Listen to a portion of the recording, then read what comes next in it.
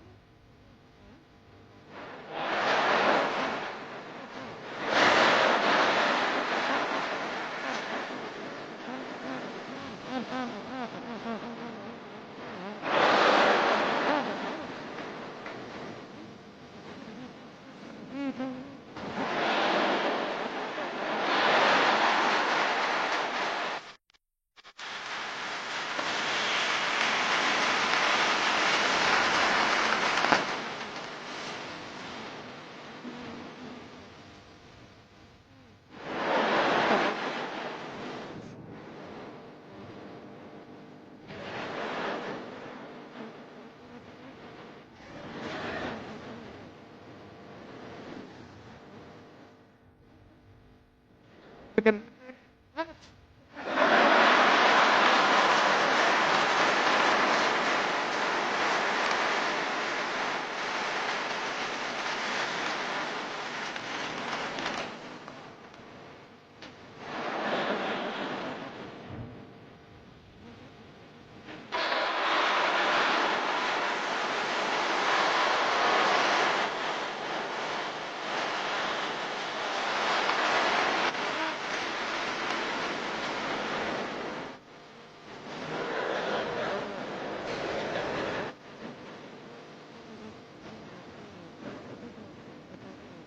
Scared.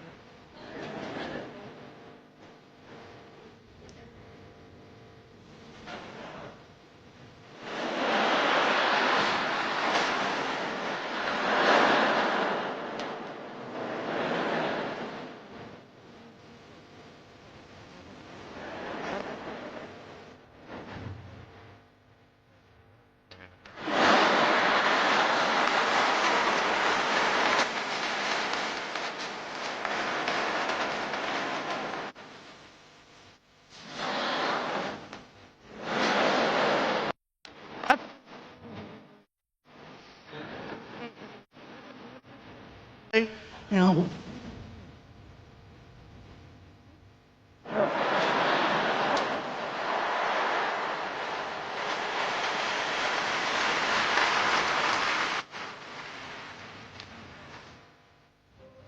come on, you guys. No.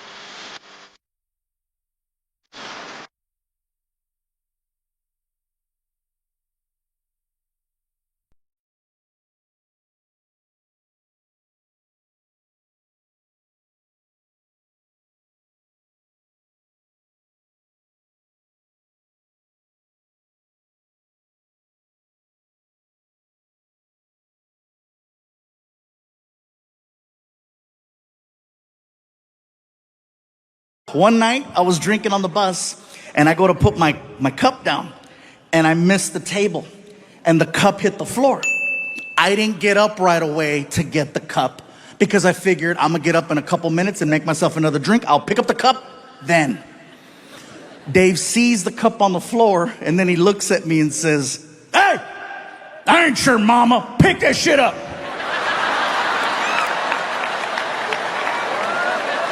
I get to the back of the bus and I'm like, wait a minute, I pay him.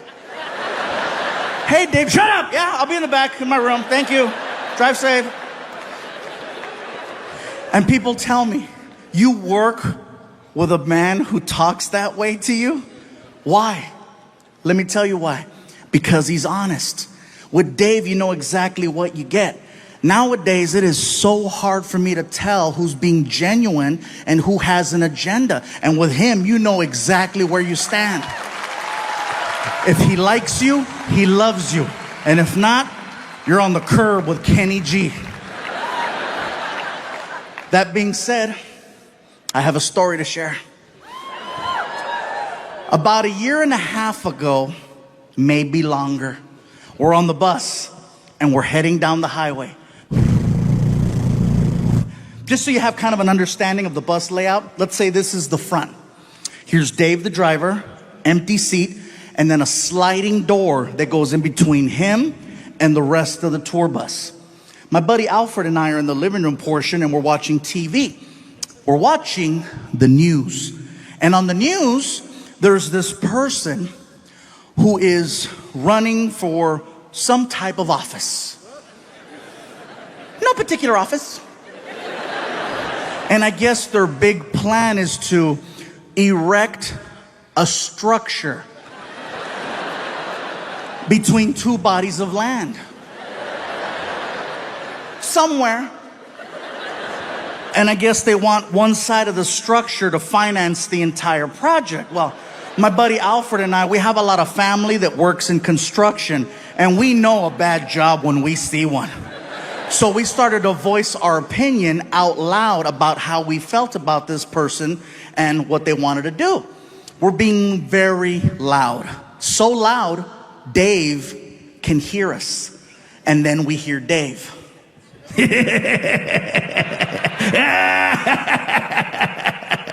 America.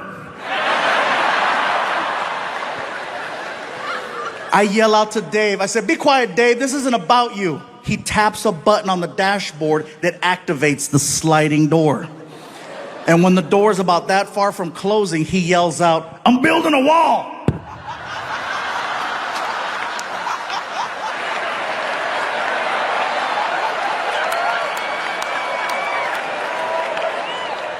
I couldn't even get upset because I was too much in shock over the fact that that came out of someone 4 feet away from me. My buddy Alfred and I, we look like chickens. We're like, my cell phone goes off. I take out my phone and there's a text message from Dave. And I said, "That's right. He better say I'm sorry. He better say just kidding." I open up the text message and it says, "And you're paying for it."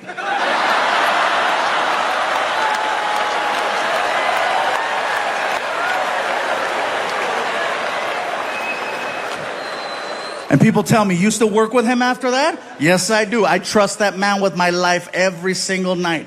I know where his heart's at. He can say whatever he wants. At the end of the day, he still has to drive around the king of the Mexicans.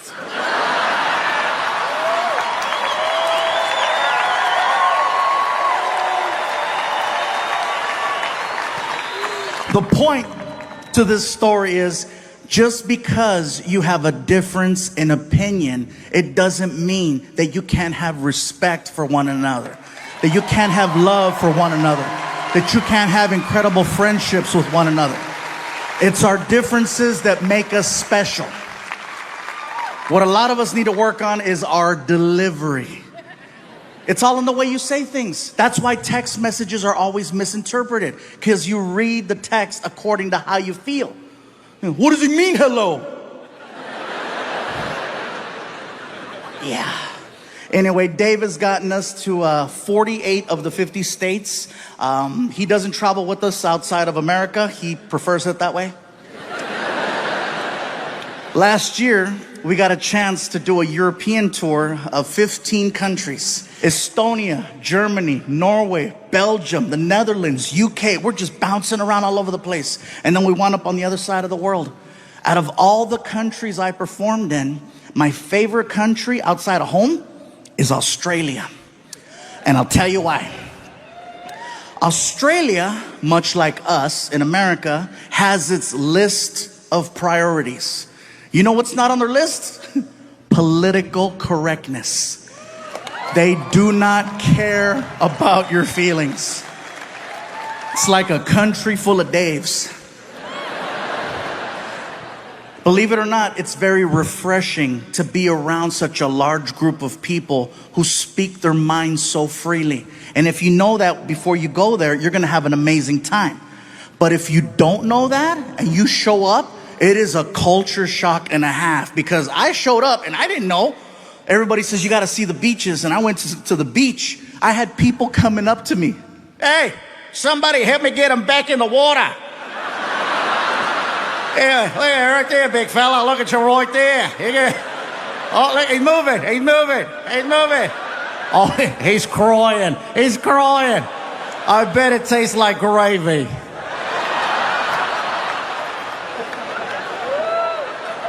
It's not bullying if everyone does it. Yeah, that being said, I'm in Australia, Sydney, Australia, at the Opera House. For me, it was one of the most iconic places I've ever got to perform in. It was bucket list, definitely. After the show, I wanted to go hang out with some Aussies and see what that was like. I'm hanging out at a pub. First things first, Australian people do not drink Foster's beer. That's an American thing. They don't drink that over there. I tried ordering one to fit in, didn't go over well. Bartender looked at me. Hey, you like the taste of piss, do ya? Okay, don't order that again. So I'm hanging out with these two Aussies, and we're drinking a rum called Bundaberg. At first glance, it looks like a Coca-Cola bottle because there's a polar bear on the front. And then you drink it, and you're like, that's not Coke.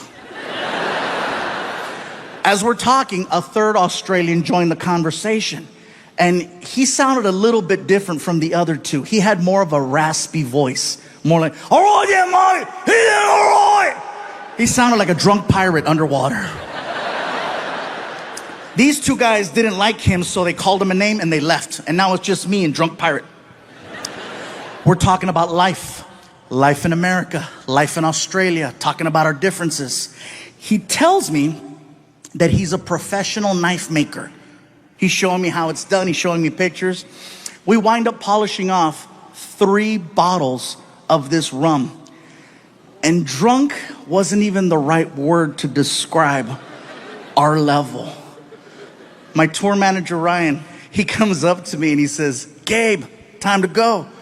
And I look at Ryan and I'm like, but Ryan, I just made a friend. And he makes knives. And they're pretty.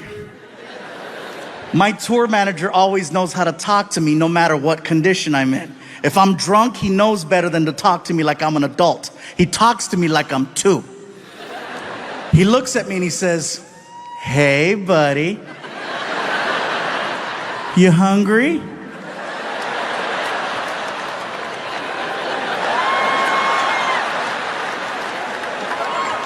Well, listen, if we don't leave right now, they're going to close McDonald's and you're going to have to eat at the airport. I gotta go. Oh, Mom, you gotta go, no worries. And he goes to shake my hand. And when he shook my hand, he put his personal pocket knife that he made in my hand as a gift. That's for you, Mike. Thanks for being nice. Thank you. Thank you. I'm gonna cut cheeseburgers with this.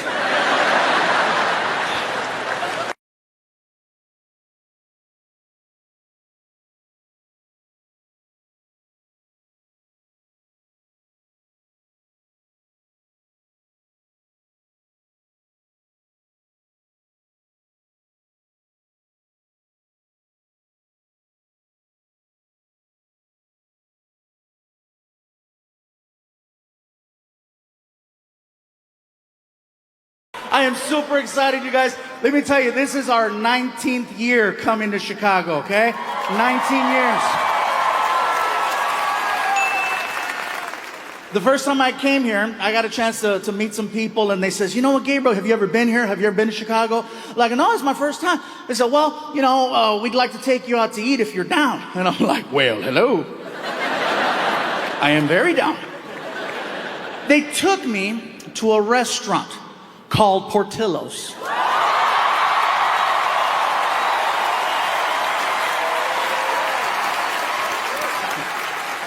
You heard of it? So we get there, and it was very, very good. The hot dogs were delicious. I had a chicken chop salad. It was amazing. Had a beef dip, really, really good. But it wasn't until the meal was almost over that these new friends of mine said, we'd like for you to try something you might not have ever had before. And I'm like, that's not likely. I said, well, what is it you want me to try? And they said, well, they sell a thing here at Portillo's called a chocolate cake shake.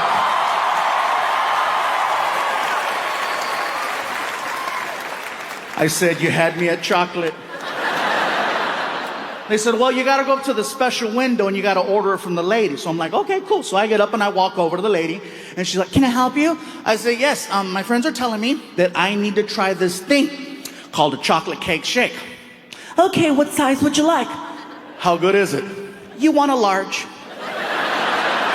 All right, can I please have a large chocolate cake shake? No problem. There I pay. And she turns around. She turns around and she walks over to this little refrigerator that's on the counter. And she opens it up and she pulls out a piece of chocolate cake. And I'm thinking to myself, she must misunderstood what I said. I didn't ask for a piece of chocolate cake. I asked for a chocolate cake shake. She must have heard what I was thinking because she's walking by and she's like, it's gonna happen.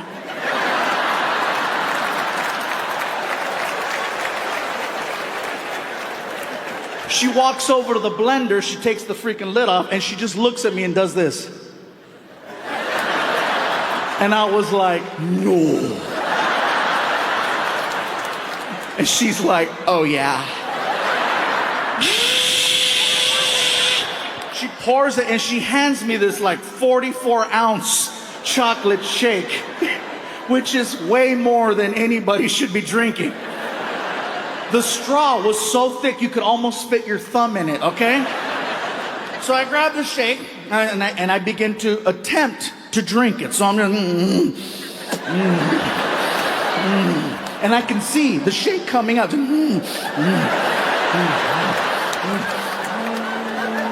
And it hit, and then all of a sudden, woo! Hell, you guys even have taco trucks. Now, for anyone wondering about taco trucks, let me just let you know right now. That is real good Mexican food. I don't want you being concerned, like, no, there's wheels under that restaurant. Well, sometimes we don't have a permit, okay? So, but it doesn't mean the food is not good.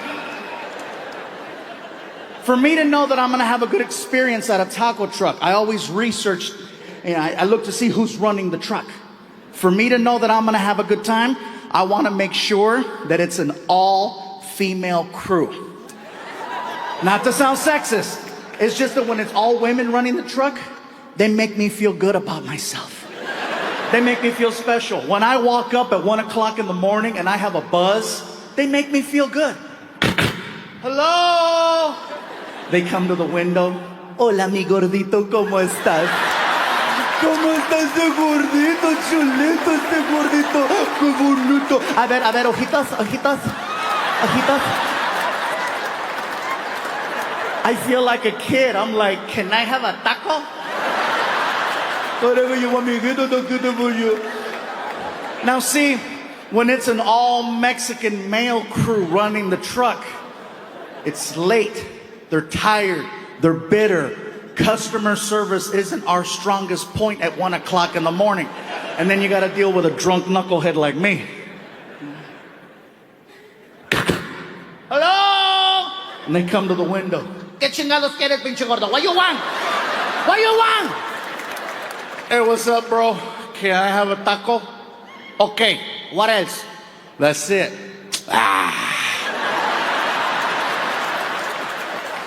That's not even a word.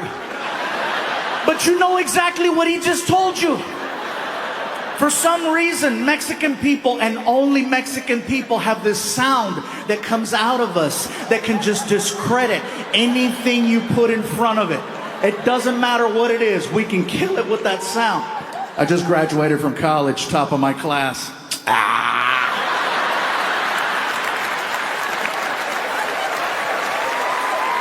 Well, fine, I'll work at Burger King. Papi, this is my fiance. He loves me. Fine, I'll be a whore. And speaking of whores, let me tell you where they put us up at. That's a bad segue. No, there's no whores at this hotel. Listen, I would like to personally thank the promoters for not only making this special happen, but for taking really good care of us. They put us at a hotel that's right across the street, you guys. And you know you're in a good hotel when you get inside of the elevator and it talks. It's one of those, you know. First floor. Second floor. Third floor. I'm like, man, she sounds hot. Fourth floor. Fifth floor. Oh, yeah. Martin asked me, how far are you going up? I said, all the way. I gotta see how this ends, you know what I'm saying? Oh, man. And by the way, you guys, since the last time we were here, I've had a few things change in my life. Some things happened that were so crazy that I couldn't even believe that it was a possibility. First thing that happened was I had my first ever celebrity death hoax, meaning that someone faked my death on the internet and it went viral. Someone wrote an amazing article that was read by over 30 million people that was so good, even I was like, oh my God, I was so nice.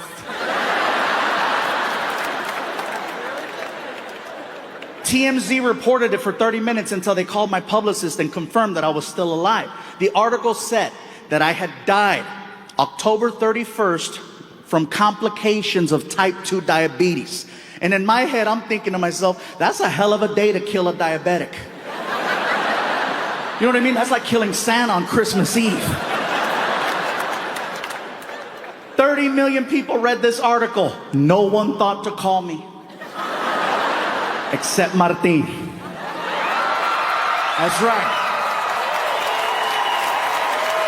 Martin was the only one that called me. And I think that was just to verify that he still had employment.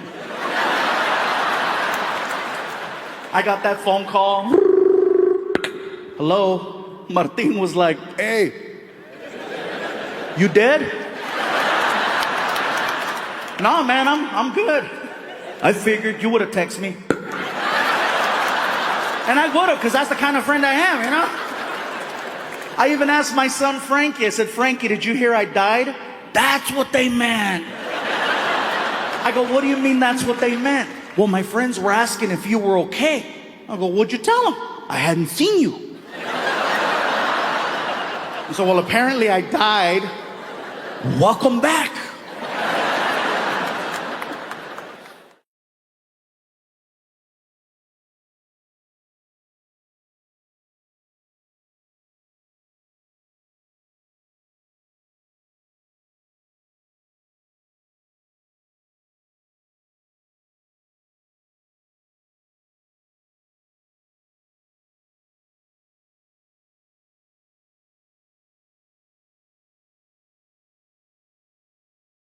So during 2020, my dogs and I, the most normal thing we could do was just take a drive. Okay, drives, you could just get in the car. Nothing was open, but you could take a drive. And so we get in the car, and I put on this playlist and just drive. Eventually, we went out looking for food. And I know that sounds crazy to say it that way, but remember, 85% of the underlying conditions. I never once set foot in a market because I was afraid. All of my food came from friends and street vendors. Yeah. Yeah. Yes, I support street vendors in case anyone's wondering.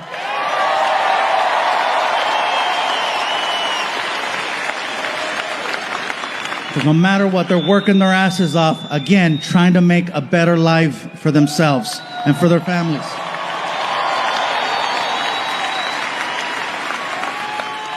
After leaving a taco stand one night, I realized that a lot of people needed to step out of their comfort zones in order to find alternative ways of making ends meet. I made the mistake one night of assuming the guy working the stand was Mexican. He wasn't. I even spoke Spanish to him, which is a no-no. The rule is, when engaging a brown person, you must speak English to them first, and then if there's a language barrier, then you go to Plan B high school Spanish. You start off in English. Hello, sir, may I? ¿Qué? No entiendo. ¿Qué pasó? Oh, hold on, I got this. Hola. Yummy. So I walked up to this guy at the stand and I was like, he reminded me of a tío, so I was like, hey, ¿qué onda, compa? ¿Cómo estás? And which is like, hello, friend, how are you? And he responded, what are you saying to me? I'm sorry, sir, I thought you were Mexican. No, I am not a Mexican. I am not a Mexican. I am Greek. Greek? Shit, I was way off. I'm sorry, bro. It's late. I'm tired. Can I have 2 tacos? What do you mean, can I have 2 tacos? I just finished telling you I am not a Mexican. I am Greek. I do not sell taco. I sell gyro. Gyro? And then I remember seeing writing on the front of the cart, and I just thought it was like the guy's name or something, right? I was like, it spells it out. Gyro. Gyro. He got all pissy. It is not a gyro. It is gyro. That shit says gyro. It is gyro. Bro, I'm tired. It's late. What is a gyro?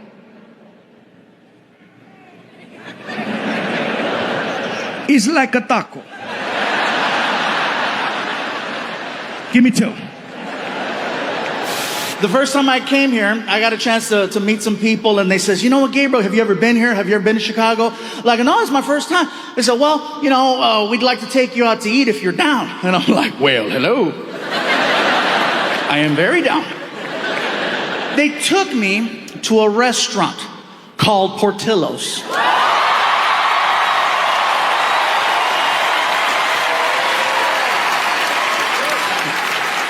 You heard of it? So we get there, and it was very, very good. The hot dogs were delicious. I had a chicken chop salad. It was amazing. Had a beef dip, really, really good.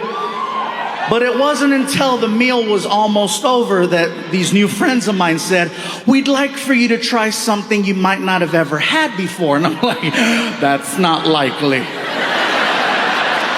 I said, well, what is it you want me to try? And they said, well, they sell a thing here at Portillo's called a chocolate cake shake.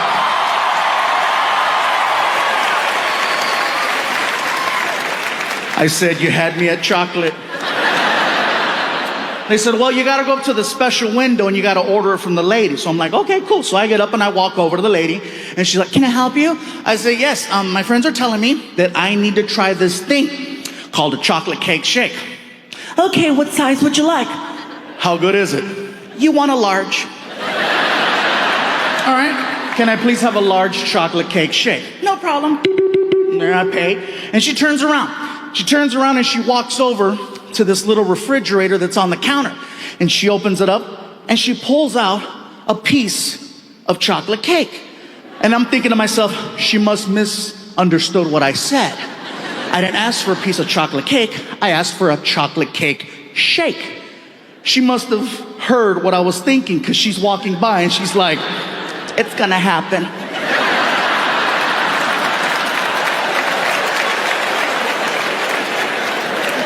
She walks over to the blender, she takes the freaking lid off, and she just looks at me and does this. And I was like, no. And she's like, oh yeah.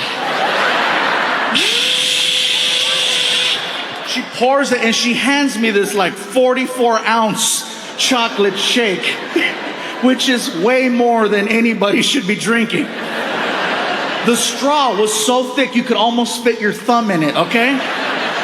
So I grab the shake and I begin to attempt to drink it. So I'm just, and I can see the shake coming out.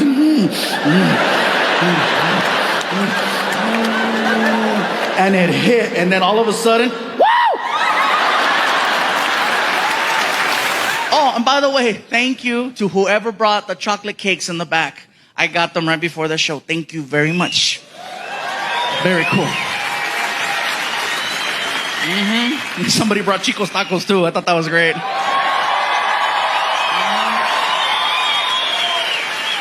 Now, you guys here know what I'm talking about, but everybody that's watching at home, they're like, Chico's tacos? Oh, what the hell's that? It's an El Paso tradition. If you come to El Paso,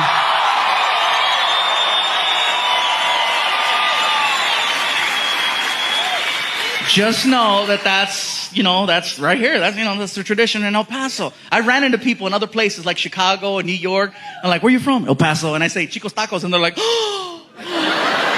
Like, wow, yeah, that's hardcore. It is the craziest food I've ever tried, you guys. Craziest ever. Reason is, they give you these little taquitos and there's like a sauce and you pour it and like the taquitos float and then it absorbs. And I never thought I'd see the day where I could drink a taco. Yeah. And you gotta have that at the end of the night. Don't try to freaking plan out events after going, They'll say, oh, we're going to eat at Chico's and then go to the movies. No, don't do that. Don't do that. You'll be sitting there like, hey, this is a good movie, huh? This is the one where Nicolas Cage comes out and... Anyway, he plays the bad guy in this movie and it turns out really good. Then all of a sudden...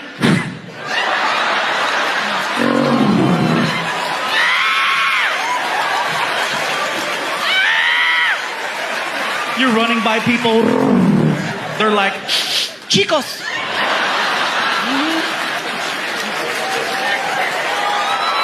El Paso tradition.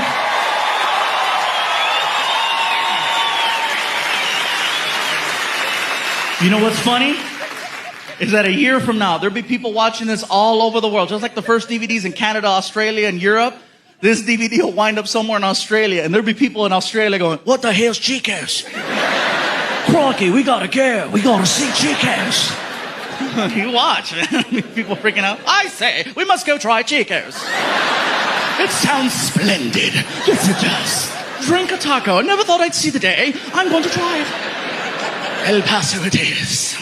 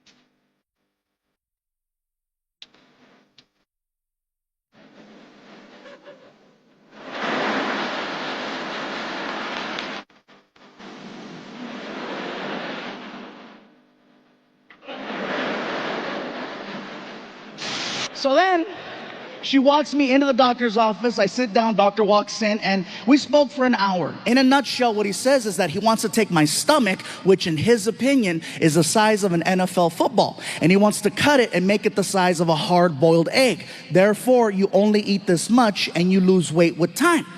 Problem with gastric bypass is that if you don't stick to their program religiously, not only will you not lose weight, you will gain weight and you'll have a series of complications. And then he asked, do you travel a lot? I'm like, I'm on the road 46 weeks out of the year. He goes, this is not gonna work for you. I'm like, I agree, I like 2 eggs. I said, well, what should I do? He goes, I don't know, but this isn't gonna work. So I left the office. I was bummed out, you guys. I get in my car. I was so depressed because I'm like, someone told me I got 2 years to live. Surgery is my last hope. And so I started crying. I was sad. I was in the car. I'm crying. I'm like, what the hell am I gonna do? And the only thing that could cheer me up was a drive-through. And I know that sounds crazy. Some of you are like, isn't that what got you in that position to begin with? Yes, but it's the only thing that made sense. There's a reason why it's called comfort food. Think about that. Anytime you see someone eating a burger, they never look sad. They always look happy. You might look sad walking in, you might look sad walking out, but when the actual event of eating a burger is happening, life couldn't be better. That's right. My girl told me that I make sounds when I eat burgers. I didn't know. Apparently I do. I'm eating a burger and I'm like,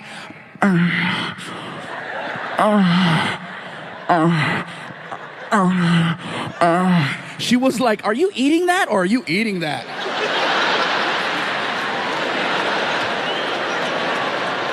Think about it. Who's sad when they're eating fast food? I'll tell you who's sad. The person eating a salad watching someone eat fast food. That's who's sad.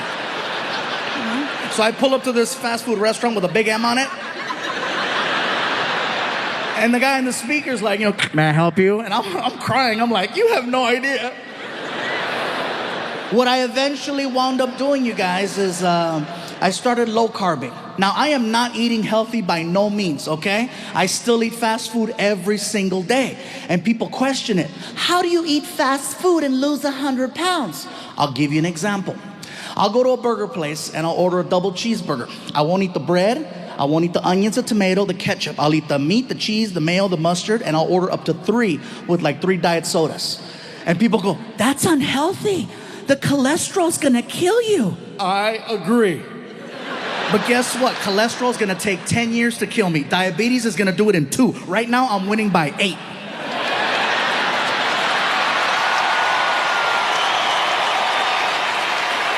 Hell yeah, that's called fluffy math, bro. There's a lot of people mad in here right now. Fluffy found a loophole, yes. So I started low carbing, I started doing yoga, and I know that sounds like a joke right there. Yeah, some of you are like, he means yogurt. No, yoga. Freaking DDP helped me, and then I started lifting weights, and it's kind of hard for me, guys, because now I have people at my shows telling me, we're noticing there's a little difference. You're a little less fluffy. What's gonna happen if you keep losing weight? What are we gonna call you? What are we gonna call you? I lift weights. Call me Buffy. I don't care. The point is that I'm not trying to lose weight for vanity's sake. I'm very secure. The point is that I'm trying to lose weight so I can be around for my family, so I can be around for my friends, and so I can be around for you. You guys even have taco trucks. Now, for anyone wondering about taco trucks, let me just let you know right now. That is real good Mexican food. I don't want you being concerned, like, no, there's wheels under that restaurant. Well, sometimes we don't have a permit, okay? So, but it doesn't mean the food is not good. For me to know that I'm gonna have a good experience at a taco truck, I always research, I look to see who's running the truck. For me to know that I'm gonna have a good time, I wanna make sure that it's an all-female crew. Not to sound sexist, it's just that when it's all women running the truck, they make me feel good about myself. They make me feel special. When I walk up at 1 o'clock in the morning and I have a buzz, they make me feel good. Hello? They come to the window. Hola, mi gordito, ¿cómo estás? ¿Cómo estás, ese gordito, chulito, ese gordito? ¡Qué bonito! A ver, ojitos, ojitos, ojitos. I feel like a kid. I'm like, can I have a taco? Whatever you want me to get, I'll get it for you. Now see, when it's an all-Mexican male crew running the truck, it's late, they're tired, they're bitter, Customer service isn't our strongest point at 1 o'clock in the morning. And then you got to deal with a drunk knucklehead like me. Hello? And they come to the window. ¿Qué chingados quieres, pinche gordo? What you want? What you want? Hey, what's up, bro? Can I have a taco? Okay, what else? That's it.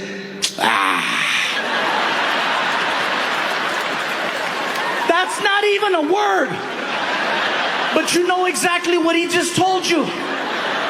For some reason, Mexican people and only Mexican people have this sound that comes out of us that can just discredit anything you put in front of it. It doesn't matter what it is. We can kill it with that sound.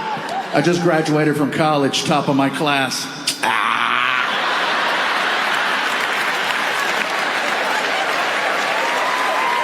Well, fine, I'll work at Burger King. Papi, this is my fiance. He loves me. Fine, I'll be a whore.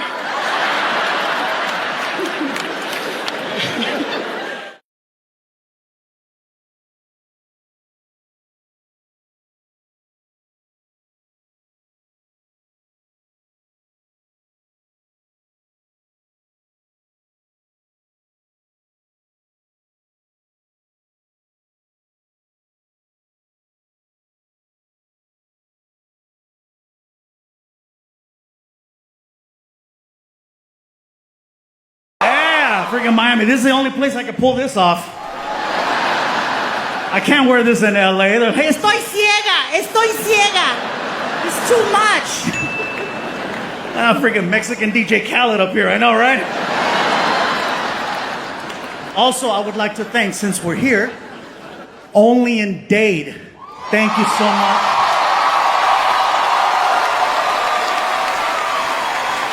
If you know, you know. And I think you know. And also to my friends over at La Carreta for all the food. So, yes. Yeah, man. Before we get started, you guys, I would like to thank the Hard Rock Hotel and Casino for the opportunity to record a special. No other entertainer has done a special here yet. Tonight is the first one.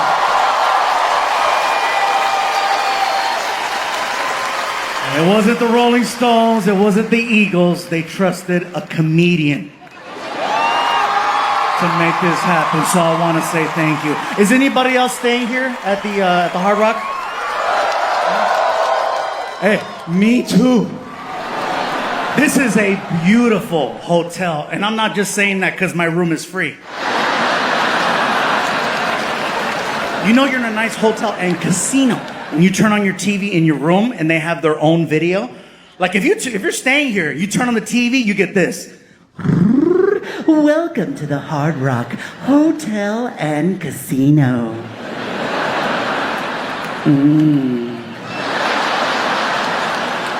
24-hour gambling 7 days a week, 365 days a year.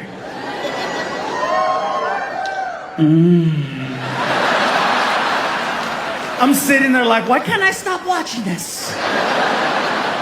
And I started thinking at this point, why don't they just do that to the slot machines? You know what I mean? Gambling's already shameless, might as well go all the way. You walk up to one of the little machines, pop in a 20.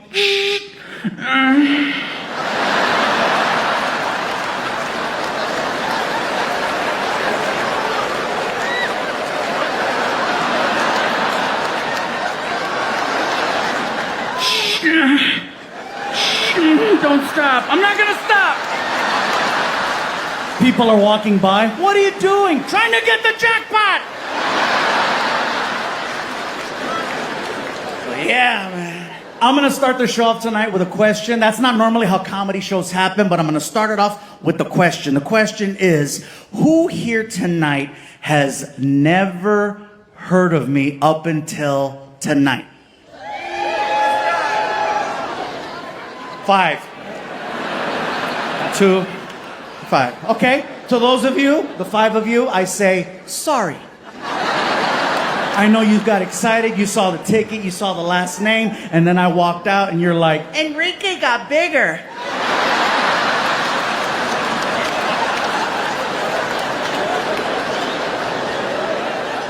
the only reason why I ask who has never seen or heard of me before is because if you have, then you know the type of show that I do. And you know the type of show that I don't do. Like, I'm not here to tell you who to vote for, who not to vote for, what shot to take, or what baby to get rid of. That's not for me to say. And if you're already offended, you just missed the whole point of that. I'm telling you what I'm not gonna do. I promise you, I am here to entertain, not offend. Okay?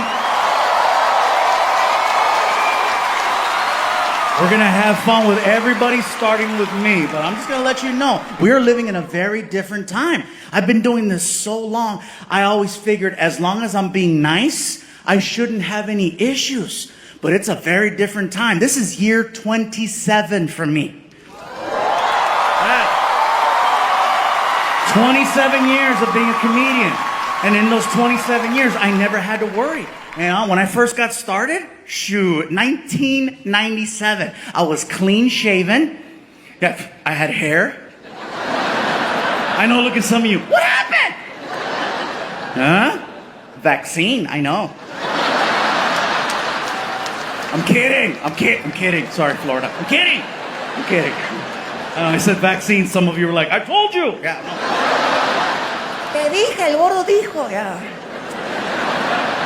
And oh, by the way, I have some friends that tell me, dude, man, you're making money now. Why don't you get the hair thingy?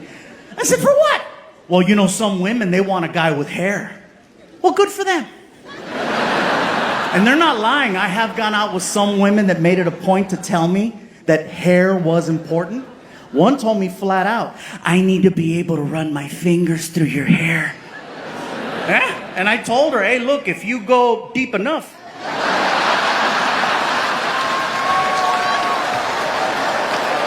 you're gonna get your wish. You were not specific on location. Hey, you want hair, you want pelos? I got you. But yeah, 27 years of being a comedian. And in those 27 years, I have seen a lot of comedians come and go. And I feel very grateful that in all that time, we've still managed to maintain a certain level.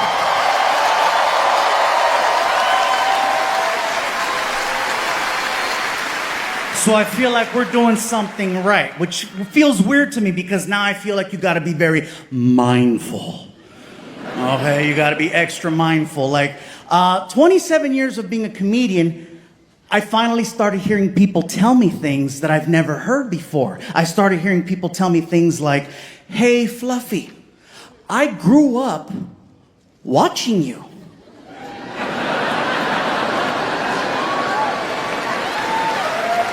Which is an incredible compliment. Because that doesn't just say that you're a fan. That says that you're invested. That says that you've been following this career for a very long time. Some of you, the first time you saw me perform, you were kids.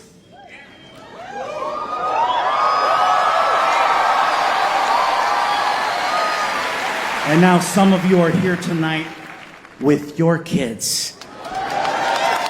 And so I just want to say thank you for all those years of trust and continuing to come back to see the show. It means a lot.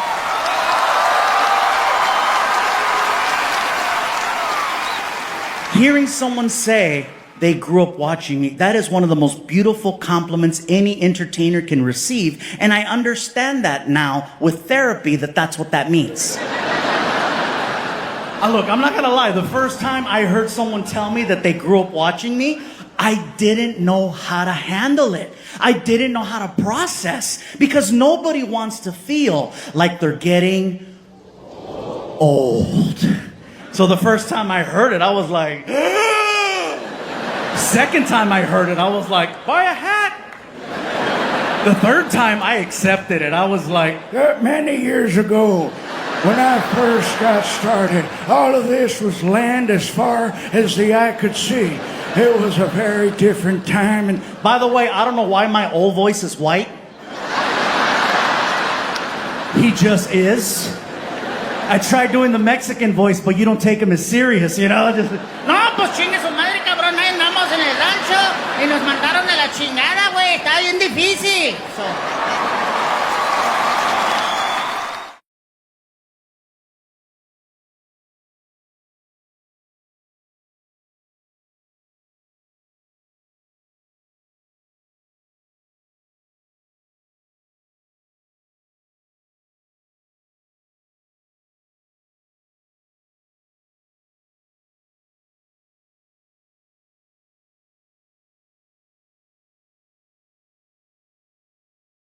Now, when it first started happening, listen, guys, I'm not gonna lie, it was actually kind of cute because it was only other Mexicans bringing me these quote unquote Mexican racist gift baskets. It started in LA after a show.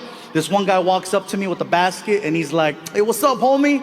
Got you a racist gift basket." I said, "We're the same race." "Yeah, whatever." "All right, whatever." I take it backstage and all the items in the basket made it to my house. There was a Mexican blanket with a tiger on it, a bunch of bottles of Fanta, bottles of sangria, Vicente Fernandez CDs, Mexican candy, pan dulces, sweetbread, mazapanes. Everything made it to my house. Now, the more East Coast we started traveling, and the more down south we started performing, the more creative the gift baskets started getting. Fast forward to Mobile, Alabama. Oh, it gets good. Earlier tonight, before we kicked off this special, my friend Martin was out here making a couple of announcements. One of the announcements that he made was, if you brought a gift, please hold on to it until after the show. Don't bring it to the stage. It could interrupt the flow of the performance.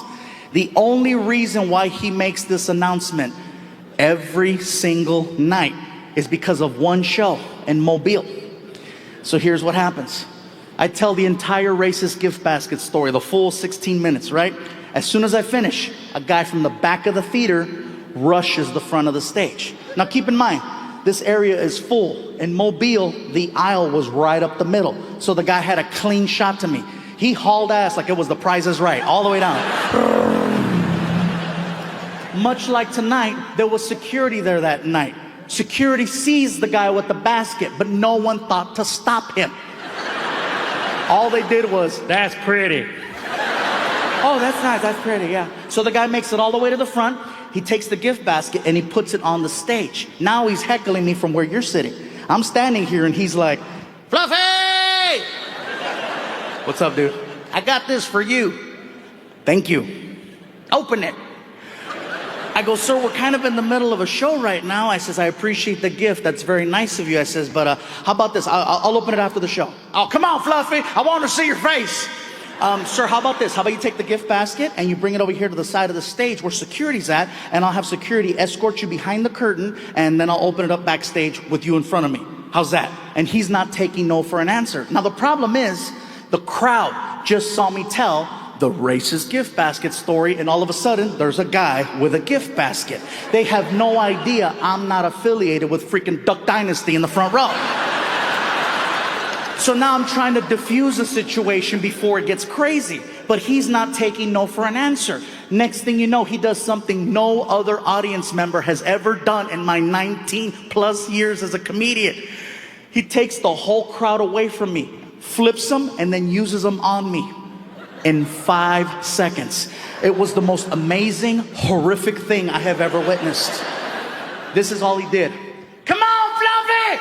We want to see your face! We want to see your face! We want to see your..." He gets 2,000 people behind him to start chanting, "We want to see your face! We want to see your face!" It was very evident this was not the first rally he's ever led. The crowd is so loud, I can no longer hear myself over the monitor. So I'm like, I lost. So I get on my hands and knees, I put the microphone down, I grab the gift basket, and I start tearing it open. I reach in. Forget about pulling out Mexican soda, Mexican candy, or a Mexican blanket. This dude was a pro. I started pulling out gardening tools.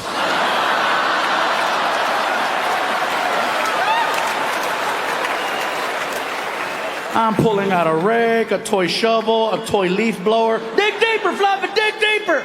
I pull out a soccer ball. I go, dude, it says Puerto Rico. They ran out of Mexico. I pull out a brick. I go, what's the brick for? The wall. I pull out an actual application for U.S. citizenship.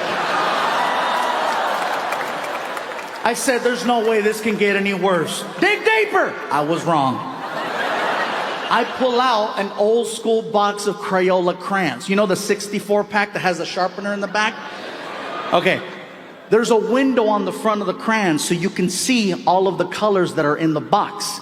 All of the crayons in the box are brown except for one white crayon right in the middle.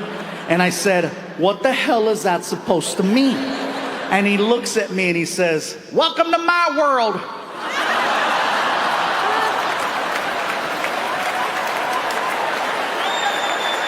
The crowd is laughing so hard, I know for a fact I don't have a joke that's gonna follow that. So I made it seem like that was the end of my performance. I picked up the gift basket, I said, thank you, Mobile! And I gave the guy a dirty look. I go behind the curtain, Martin is waiting behind the curtain, and Martin's like, bro, you killed it out there. I go, Martin, they weren't laughing at my jokes. What were they laughing at? And I showed him the application, and he's like, ah! You're not my friend. You're just not my friend. So I walk into the dressing room, you guys, and I'm pissed, man. I walk in, I close the door, put the basket down, I'm scratching my head, I'm trying to think, what could I have done to have prevented that from getting to where it went? So I'm like, okay, should I have grabbed the gift basket, moved it out of the way? Should I have had security grab the guy? Should I have had security grab the gift basket and the guy? Every idea that I'm coming up with is ending worse. Finally, I accept it. I jump in the shower, I get out, I get dressed, security shows up. Mr. Iglesias? Yeah. Ready? Yeah, give me a second. I grab my backpack, I put on my backpack, I walk over to the door, open up the door, let's go. He sees the gift basket on the chair, and he's trying to be nice. I'll get that for you, sir. Yeah, bring it. Never know when you might need an application. So now he's escorting me out the back door of the theater into an empty parking lot on our way to the tour bus that's at the very end of the parking lot. We're walking for a good 4 minutes. All of a sudden, I hear this. Fluffy! Woo! Fluffy! Fluff, fluff, fluff, fluff, fluff, fluff, fluff, fluff, fluff, fluff, fluff, fluffy! I'm like, is he hog calling me? I believe so, sir. It's the guy that gave me the gift basket, and now he's standing next to the tour bus. So there's no way I'm gonna get past him. So I'm like, man. So we stop walking. Security's like, would you like me to call for backup? No, you don't need to call for backup. He's not gonna hurt me, it's just gonna get really weird. So I pull out my cell phone and I'm trying to text Martin. I'm like, come on, Martin, get over. He's not replying. The guy gets tired of waiting next to the bus. So now he's walking towards me, but he's doing it in a really weird way. He's walking towards me like I'm a dangerous animal. Okay? He's doing this. Fluffy. Fluffy, I'm not gonna do anything. And he walks over and he's just ranting. All right, look here, Fluffster. First and foremost, let me just tell you something right now. I've been watching your comedy for about 7 years now, and my favorite joke that you tell is when you give that gift basket to your colored friend G. Man, first time I heard you tell that joke, I wanted to laugh really hard, but I couldn't, right? Because I was at a bar sitting next to 2 black people. And you can't laugh at a black joke in front of black people because they get all uppity, start chanting civil rights and Rosa Parks and shit like that. Hey, I voted for Obama, but it's too soon to laugh. You know what I'm saying? Anyway, I took my happy ass home and I got on the internet and I Googled racist gift basket and your joke came up and man, I had me a good old laugh. And I says, you know, I love Fluffy's sense of humor. He likes to push the envelope with his friends and he doesn't allow political correctness to interfere with a good friendship. At the end of the day, you're still friends, you still love each other, you still respect one another. I said, hey, if the Fluffster ever shows his ass here in Mobile, be first in line to get me one of them tickets, and you came. So I tell my friends, let's go see the Fluffster. I said, but first, I bet you anything he'd appreciate it if somebody were to get him one of them gift baskets like he got G, except we got you the UPS basket. UPS basket? What can Brown do for you? So, the problem is, you didn't laugh. You got offended, and I didn't want you to get offended, Fluffster. I wanted you to laugh, but the problem is that, you know, I didn't need you thinking that Mobile was a horrible place and we were horrible people. We were just trying to have a little fun with you the same way you had fun with your buddy G. We work very hard here, 40 plus hours a week myself, and the amount of money and time that we put into that gift basket is only because we love you. Hey, you have any idea how long I was on the goddamn internet trying to find an application for U.S. citizenship? In English? Are you shitting me? Everything's in Espanol. Hey, I voted for Obama. I ain't got time for that. The bottom line is that I'm sorry for interfering with your performance. It'll never happen again. I just wanted to say I'm sorry, and hopefully you'll allow me to take a picture with you. I'm sorry. And I was like, oh my God, I'm a dick. I said, listen, sir, you don't have to apologize. I should apologize. I didn't handle the situation the right way. But you got to look at it through my eyes. I've never had anyone take an entire crowd away from me. That was pretty good, huh? Will you listen? Yes, that was pretty good. Look, I'm very sorry that I got upset. First time that happens, I won't let that happen again. You don't have to apologize. I will be more than happy to take a picture with you. Now see, that's what I'm saying right there. That's what I'm saying right there. All my friends are like, the hell with that beaner. I said, nope, that beaner is good people.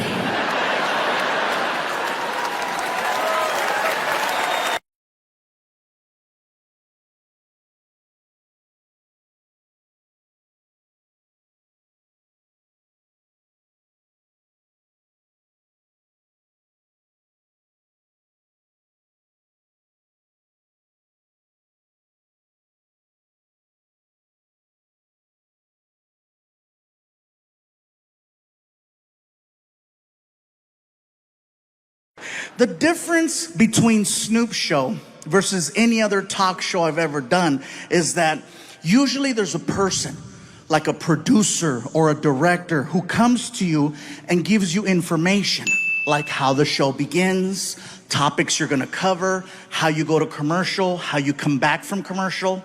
I've spoken to no one. Snoop just starts talking, and at some point they hit record. I'm waiting for action or a buzzer and something. Snoop just starts talking to me. Yo, what up, Big Fluff? Big Fluff? Oh, that's hey. Yo, you like music? Snoop, I love music. I love your music. Yeah, that's what's up. He opens up a laptop computer and then he hits play. And the next thing I know, we are listening to hardcore Mexican banda music. I mean hardcore.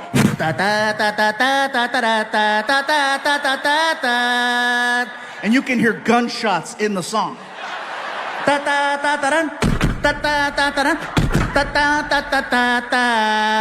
And then a cow. And the whole time Snoop is like, I love it when he go moo.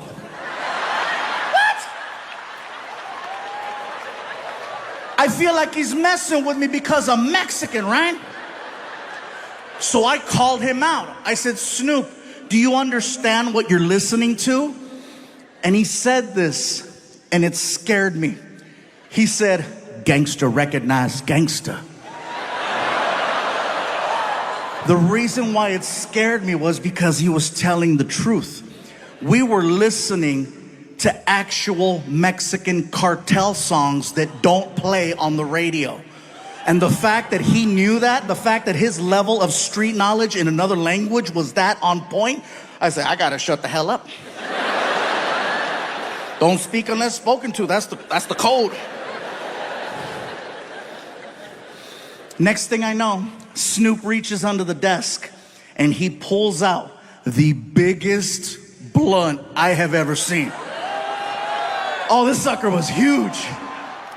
As soon as he pulled out that freaking blunt, I got excited because I wanted to grab my cell phone, okay? I wanted to grab my cell phone so that I could take a selfie of Snoop in the background being Snoop.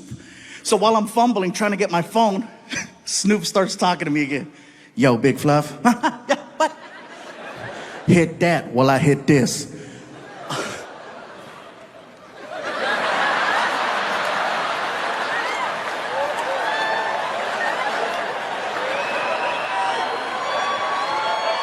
The second I went like that, all of the cameras in the room, red light, red light, red light, red light, red light. My publicist is like, no!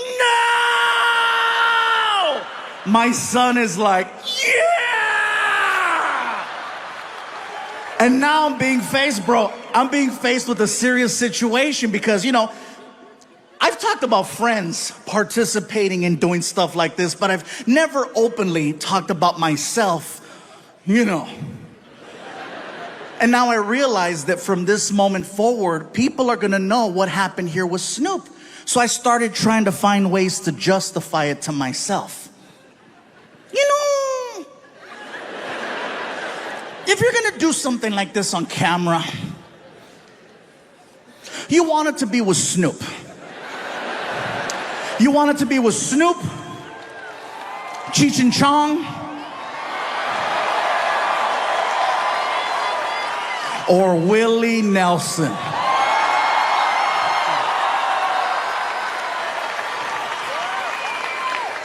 Next thing I know, the manager hands me a lighter, I light it, and I take a big hit.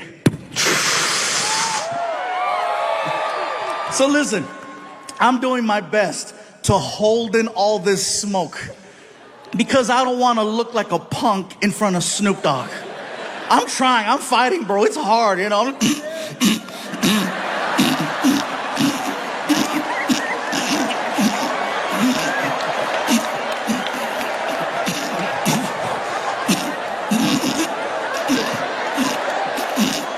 The whole time Snoop is like, hell yeah. That's what I'm saying. Fluffy going puffy today.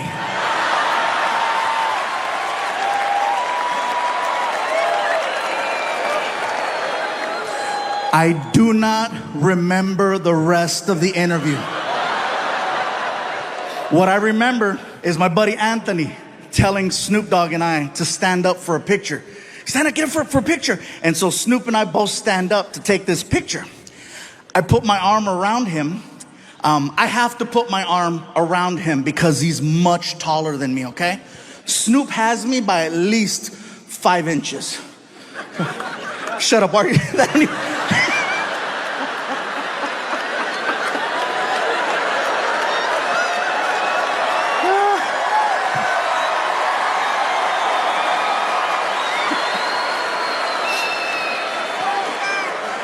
You guys are laughing at the wrong jokes.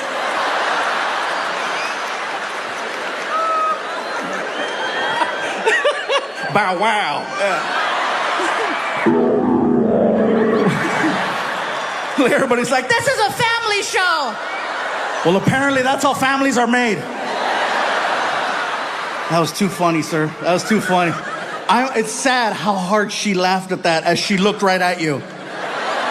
I said, Snoop has me by at least 5 inches. And she's like, ah! Almost like she wasn't even laughing at me. She was like laughing at you. So apparently you guys have some story that I just reignited and now it's awkward for all the kids. So anyway, Snoop and I are taking photos and then I can hear my son, Dad, oh, Snoop, can my son take a photo with you? Yeah. Get over here. And so Frankie runs up, you guys, and he's so cute because he's geeking out really hard. He's like,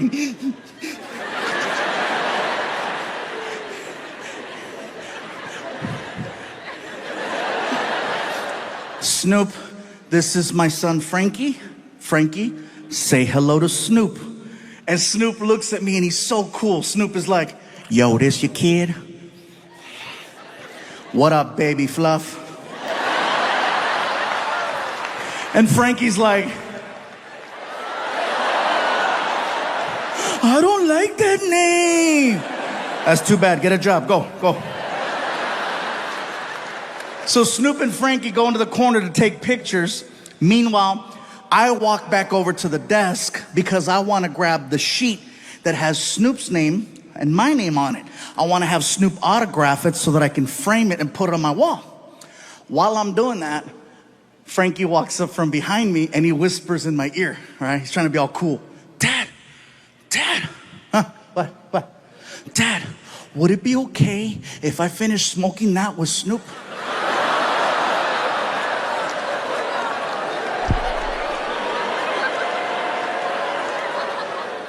Now I am being faced with the biggest moral decision of my life. And I'm high. And my mind is racing 1,000 miles an hour. I'm like, should I let him? Should I not let him? Am I a good dad? Am I a bad dad? What's his mom gonna think? I need a Snickers. And then I thought about it. You know, Frankie, you're over 18. Technically, you don't have to ask me if you don't want to. So as far as I'm concerned,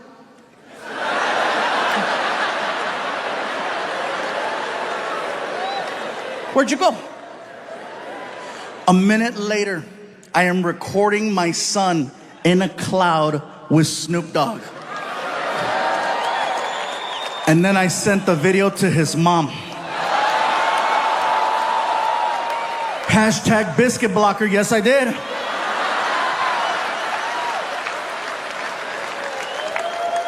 Now, did this actually happen?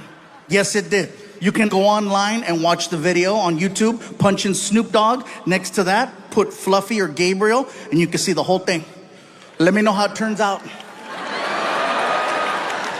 The fact that I got to meet Snoop was awesome. He looked for me.